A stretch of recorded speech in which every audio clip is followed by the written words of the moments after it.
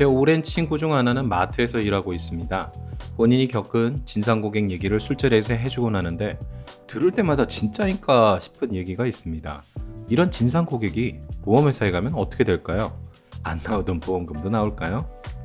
그 전에 좋아요랑 구독 부탁드려도 될까요? 마트는 서비스 위주의 회사이고 금액이 소액이기 때문에 진상 고객이 특히 많은 것 같습니다.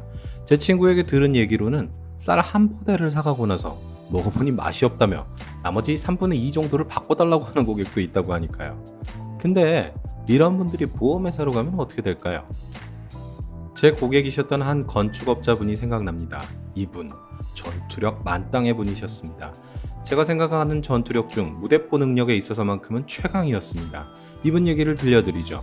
어느 날 보험금을 청구했는데 인정을 못하겠다고 보험회사가 일부 삭감 처리를 통보했답니다. 화가 난 이분은 그냥 바로 보험회사 본사로 쳐들어가셨습니다. 가서 보상팀장 나와! 하고 고래고래 소리를 지르셨다나요? 결국 고객센터 팀장이 나와서 뜯어 말리고 1시간 거리에 있던 지역 보상팀장이 본사까지 달려와 사과도 했답니다. 더불어 그 팀장들에게 식사 대접도 받고 소주도 한잔하고 오셨다는군요. 이렇게 끝났으면 해피엔딩인데 그렇다고 보험금이 지급되지는 않았답니다. 죄송하지만 방침은 변하지 않습니다. 라는 통보를 전화로 몇 번이나 받았다는군요. 왜일까요? 간단합니다. 보험회사는 금액 단위가 크고 주로 사람의 생명과 신체를 다루기 때문입니다. 따라서 이곳의 직원들은 웬만한 진상 고객들에게 위축되지 않습니다. 전투력으로 치면 오히려 빠지지 않는다고 해야겠죠. 게다가 100만원을 면책시키기 위해 150만원의 조사 비용을 쓰는 게 보상과 직원들입니다. 보험회사 경영자분이 들으시면 놀랄 일이지만 보상과 직원들은 면책시키기 위한 명분이 더 중요하거든요. 그래서 제가 전투력 외에 하나 더 강조하고 싶은 것이 있습니다. 바로 논리력입니다. 간단 명료하면서도 논리적으로 왜 지급해야 하는지를 설명해야 합니다. 즉, 보상과 직원들이 원하는 명분을 줘야 합니다. 근데 이 시점에서 다시 한번 저번 편을 떠올려보죠. S씨가 기억나시나요? 본사 앞에서 누워버리는 무대포 전투력은 아니지만 집요하고 끈질기게 문제 제기를 하는 전투력이 있었습니다. 게다가 논리적인 주장을 했습니다. 근데 왜 보험사는 마지막까지 지급하지 않고 면책 통보를 했던 걸까요?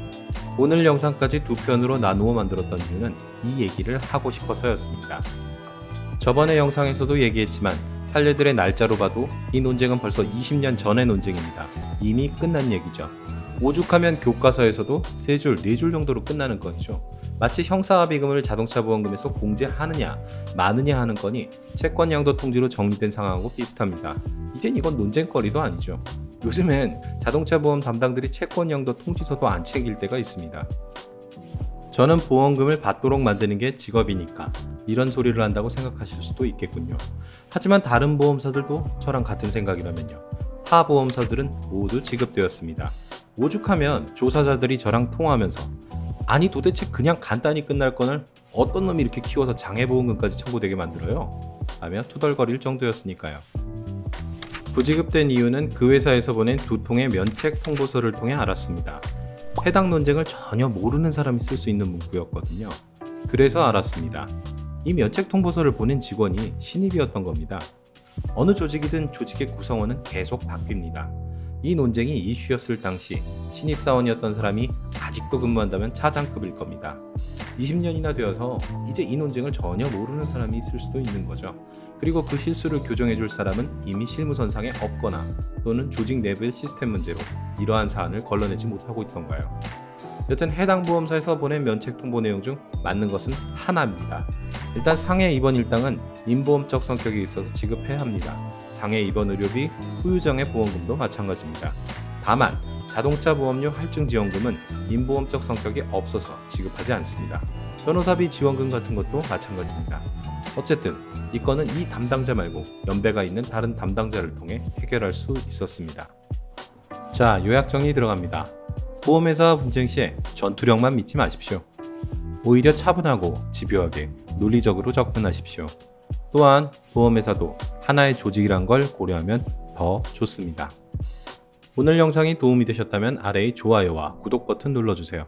상담을 원하시거나 교육을 원하시는 분은 네이버에서 손해와 보험연구소를 찾아주시고요. 다음 편도 저희와 함께 해주십시오. 들어주셔서 감사합니다.